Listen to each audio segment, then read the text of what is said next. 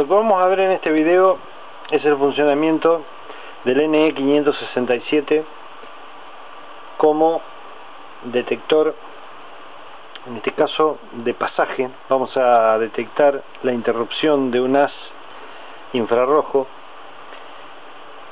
y el circuito trabaja de la siguiente forma. En pocas palabras, en breves palabras, trabaja de la siguiente forma. El oscilador principal que tiene incorporado el NE567, que está aquí en esta placa, el oscilador genera una frecuencia que está ajustada por una resistencia de un capacitor.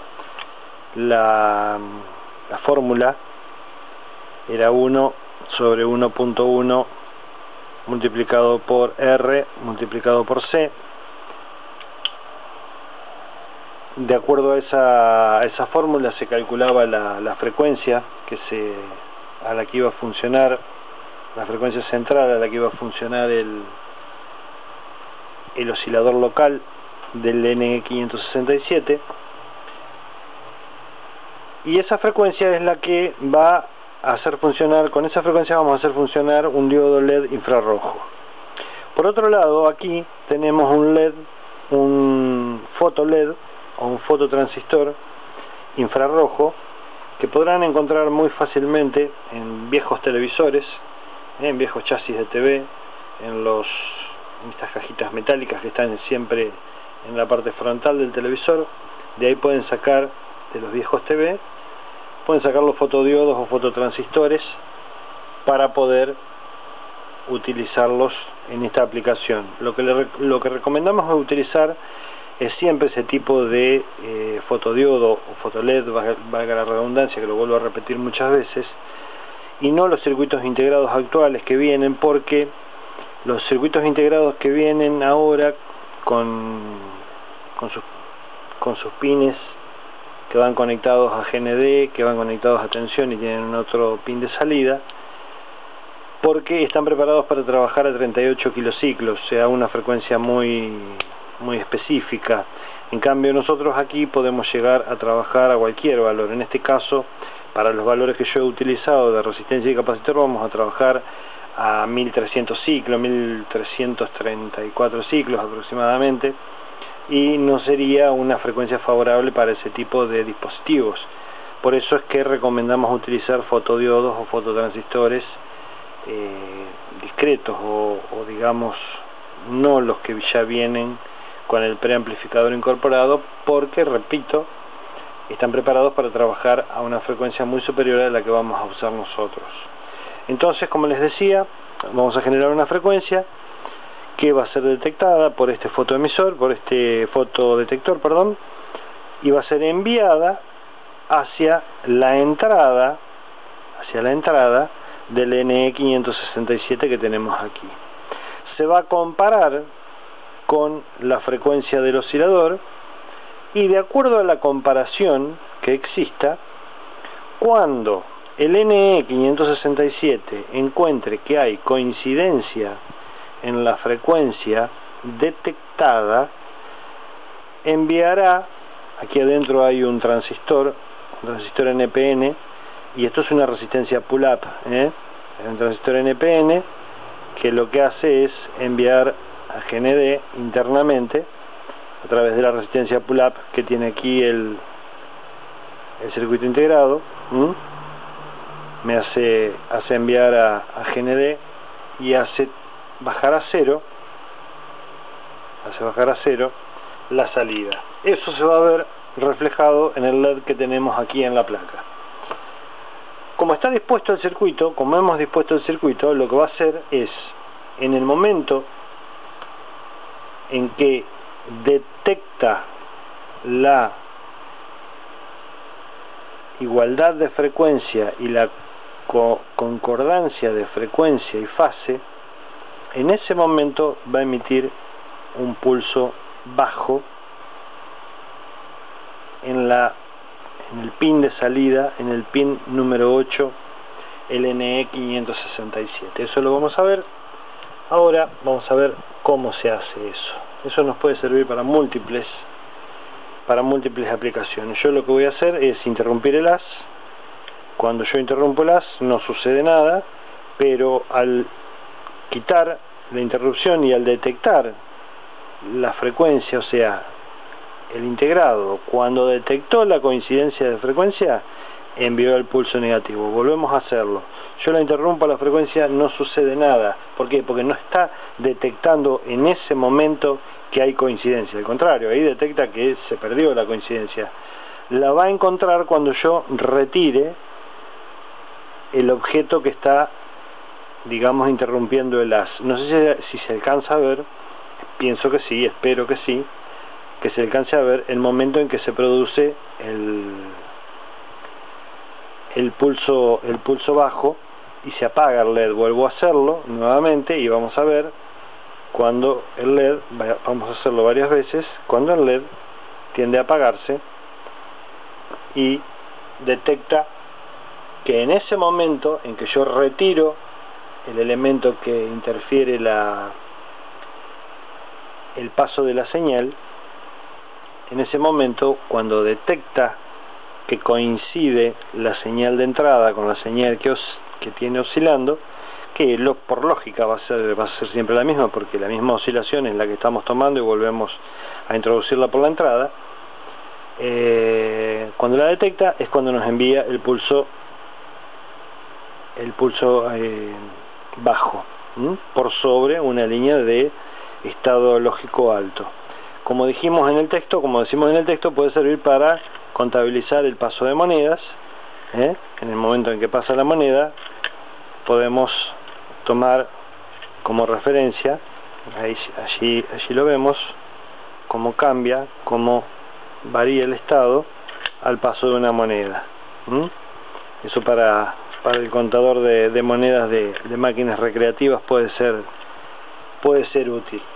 Una de las cosas que nos beneficia en la frecuencia que vayamos a elegir, nosotros, como yo le había dicho, vamos a elegir una frecuencia de 1334 aproximadamente kilociclos. No va a coincidir en absoluto con la frecuencia de un control remoto, de un control remoto no va a coincidir. Ahí está funcionando el control remoto y no va a coincidir y no me va a molestar. Yo estoy apuntándole y observen que el LED ni se entera siquiera de que estoy tratando de provocar algún tipo de interferencia sobre el mismo. Solamente va a trabajar cuando yo interrumpa el haz, cuando yo interrumpa el haz de luz que me envía el fotoemisor que tengo allí, el fotodiodo infrarrojo que tengo emitiendo a una frecuencia determinada, que siempre hay que buscar que no coincida con la de control remoto ni con algún armónico o subarmónico de la frecuencia de controles remotos, que está en los 455 kilociclos. O sea, si yo trabajo con 455 kilociclos, no voy a utilizar una frecuencia de 455 ciclos ni de 920 ciclos. O sea, no voy a utilizar frecuencias cercanas, voy a utilizar frecuencias que estén alejadas de cualquier mando a distancia, control remoto o mando a distancia, como les sea más agradable decir. Y una de las funciones que trae, una de las posibilidades que nos permite, que nos brinda el NE567, es de aprovechar en el momento en que se interrumpe el haz, en el momento en que el haz vuelve y el impulso se detecta, podemos ejecutar o podemos trabajar con lo que se conoce como latch, como el latcheado que se le menciona, que es la retención, o sea, retener ese impulso como un impulso negativo. Lo que vamos a hacer ahora es la conexión entre los pines, que en el caso del pin de entrada es el pin número 1, que lo tenemos aquí, y el pin de salida es el pin número 8 de este circuito integrado del NE567. El pin número 8 es el que vamos a conectar al diodo, o sea, le vamos a llevar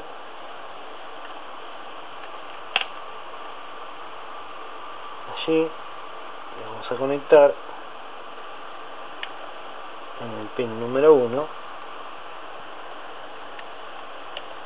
la entrada de positivo. De esa forma siempre en la entrada